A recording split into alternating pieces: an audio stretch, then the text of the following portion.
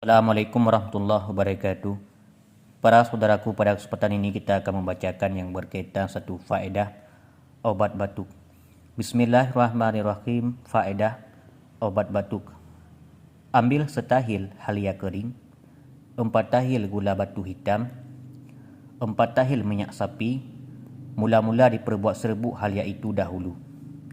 Kemudian campur sekaliannya, dimasakkan ke api hingga mendidih. Diperbuat istimal pakai pagi-pagi ukuran 1 camca kecil. InsyaAllah afiah sembuh. Sekian, semoga bermanfaat.